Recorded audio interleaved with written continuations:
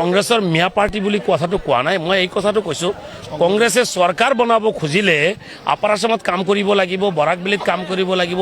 ডিমা হাছাও কাৰ্বি আংলঙত কাম কৰিব লাগে আপোনাৰ বিটিডিত কাম কৰিব লাগে সেইবিলাকত কংগ্ৰেছৰ কোনো মিটিং দেখা পোৱা নাযায় গৌৰৱ গগৈ নিজেও আপোনাৰ আমাৰ সেই মিয়া অঞ্চলত ঘূৰি থাকে কংগ্ৰেছৰ সকলো লিডাৰ মাত্ৰ মিয়া ভিতৰ কাৰণে বেহোচ হৈ কাম কৰি আছে গতিকে মিয়া অঞ্চলত সিট আছে আপোনাৰ 22টা 22খন সিট আমি কাম কৰি আছো মৌলানা বদৰুদ্দিন আজমল সাহেবৰ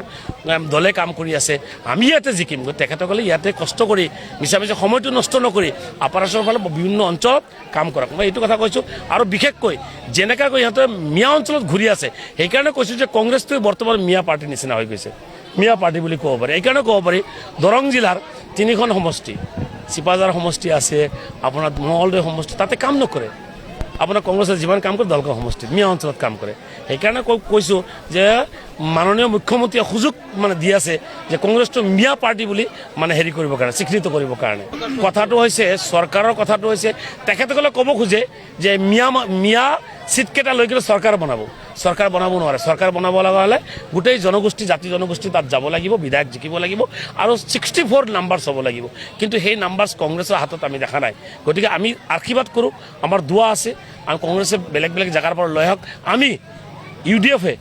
এই আপোনাৰ 22খন সিট যদি আমি পাই যাওঁ আমি চৰকাৰ বনোৱাৰ ক্ষেত্ৰত